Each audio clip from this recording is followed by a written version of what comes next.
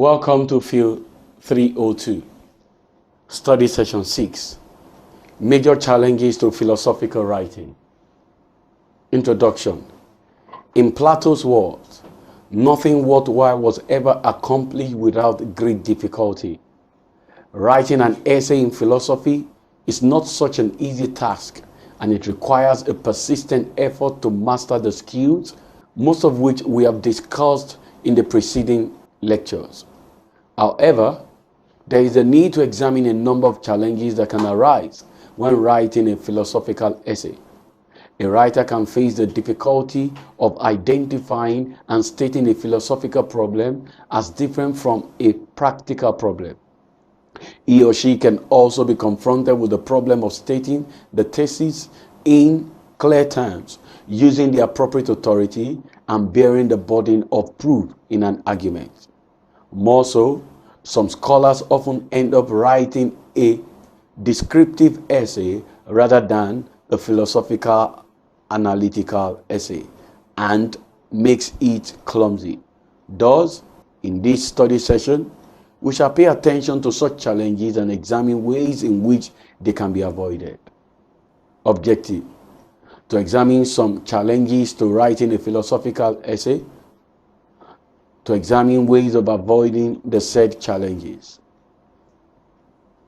Identifying a research/philosophical problem.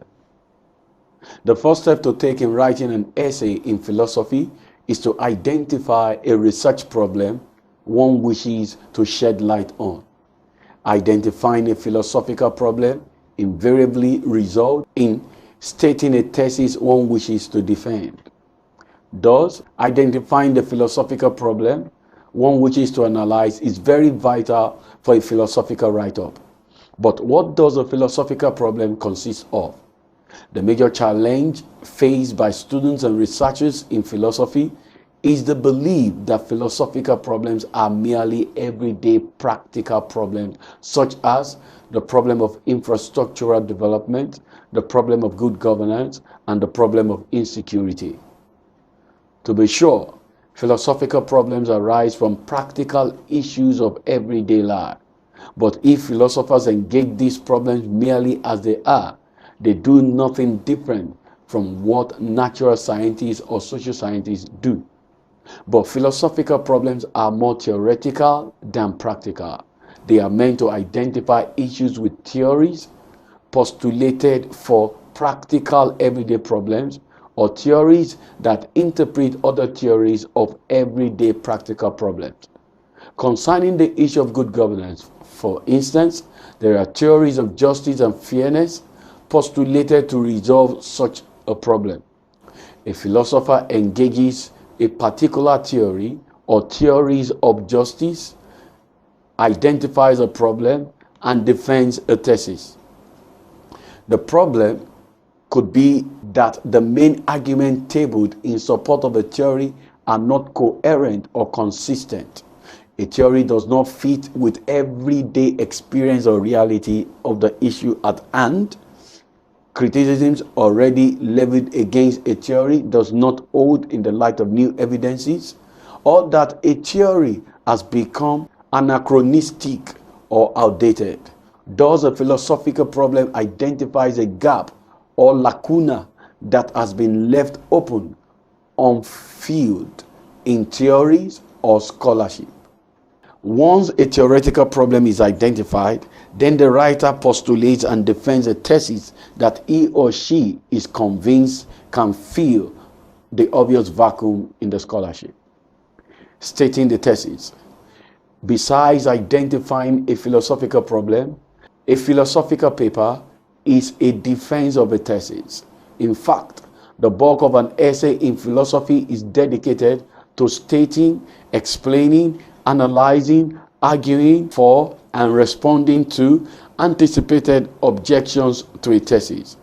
But what exactly is a thesis, and how is it stated in a philosophical essay?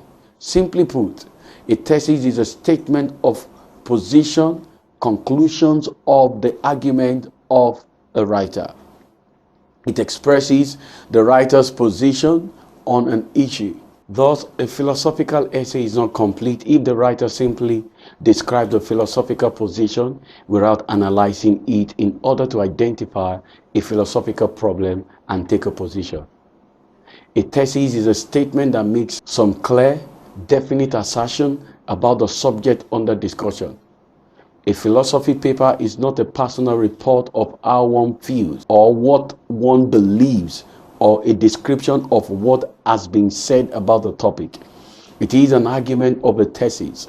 To avoid mistaking a thesis for a description, personal feeling or belief, a writer must follow some definite steps in developing a thesis. First, the writer must explain what he or she means by his thesis.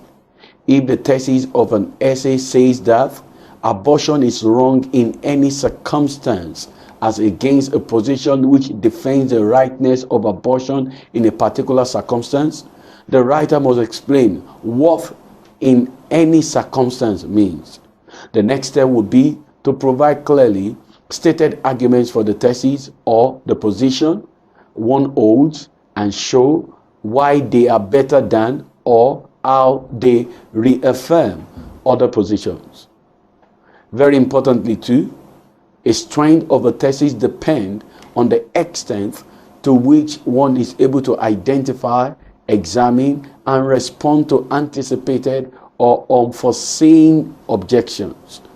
Once these steps are followed somewhat religiously, the writer's thesis will become evident and clear, rather than being difficult to pinpoint. Citing the appropriate authority. People rely on authorities for many of the beliefs they have and the decisions they make, and it is legitimate to do so. But more often than not, such reliance on authority is done uncritically, and the fallacy of argument turns ad verecundium, appeal to inappropriate authority, is often committed. In writing, particularly in philosophy, it is expected that one would also rely on authorities in making one's argument and stating one's position. If not for any reason, it is believed that such reliance is justified because the authority that has been depended upon by a writer has good reasons for his or her position. In fact, famous authorities in philosophy are relied upon because of the general belief that they have good evidence for their positions or arguments. However, one must be careful not to mistake mere fame and authority for good evidence, since it is always the case that an authority always has good evidence for his or her claim. A bad argument cannot become good simply because a popular or famous philosopher has used the same argument. Students are especially susceptible to misusing authority because most of their essays require extensive use of authorities. Usually, some distinguished and very dead philosopher, Plato, Descartes, Hume, Kant, and they do not know what it is about an authority that is important. What is important is not his fame, nor his admirable character, nor his possibly exciting life, but his argument. This is the role that philosophical authorities play in most philosophical essays, those of professional philosophers as much as those of students. To this extent, the arguments and position of those considered as great philosophers should first be mastered, then criticized, revised, and extended. In addition to the use of works of great philosophers, students often have to research secondary literature, that is, books and articles that have been written by scholars about those considered as great philosophers. Sometimes, students are expected to report what these scholars have said. Sometimes, they are expected to evaluate what they have said. In either case, what is important is the evidence or reasons they give for their views. It is important to note that in making use of secondary literature, they should be investigated in order to discover whether it throws any light on the primary topic. The thin line between description and analysis. Another major challenge in philosophical writing, a problem mostly faced by students, is the inability to write an essay that is not merely descriptive but also analytic and argumentative. When an essay is purely descriptive, it generally lacks a clearly stated problem and thesis. It simply describes the issue at hand as well as the perspectives on the issue. However, a philosophical essay does not simply describe, it analyzes position and arguments and takes a position. An essay on the concept of justice will not be philosophical if it only explains and describes the concept of justice as well as the argument for or against its types. Rather, it is philosophical if it can identify clearly what theoretical problem is wrong with a particular theory of justice, analyze the reason for the problem, state and defend a thesis.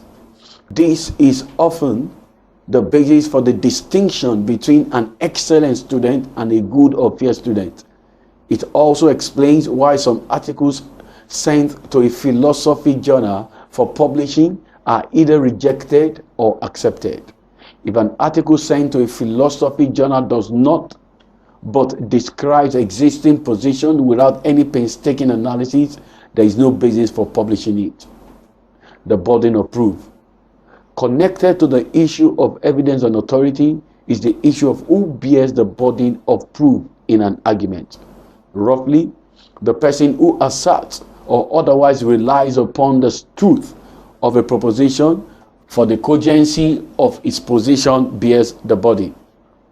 Recall, however, that it is impossible to prove every proposition. In every science, some propositions are taken as basic and ground level or taken for granted assumption. They are simply assumed without proof. In geometry, these principles are axioms, which traditionally were considered self-evident. Further, there are many propositions which, although they are not self-evident, need not be proven every time they are used, since the evidence for them is very familiar. For example, it need not be proven that the world is round and very old, that humans use languages to communicate, and so on. On the other hand, in most contexts, you should not simply assume that only one object exists or that non-human animals use languages to communicate. These are controversial views and need support. There are some propositions, however, that are neither self-evident nor supported by evidence presented in the essay itself that might still be used. Sometimes, propositions are used conditionally or as supposition. That is, someone might try to prove that there is empirical knowledge on the assumption that there is mathematical knowledge. In this case, the person will be proving the existence of empirical knowledge conditionally. He assumes, for the sake of the argument, that there is mathematical knowledge in order to draw an interesting consequence of such assumption. Such conditional use of a proposition is legitimate so long as the inferred proposition is not philosophically outrageous. One implication of this fact is that an author should write in such a way that she can legitimately expect her audience to understand what she means. In particular, ordinary words should be used in their usual senses, and technical terms should be explained in terms that the audience can be expected to understand. Of course, an author always has to presuppose some knowledge on the part of the audience. The trick is to be able to discriminate between what can be presupposed and what needs to be supported by proof or evidence. There is no rule of thumb about how to figure these out other than being familiar with philosophical discourses and forms of writing. Summary.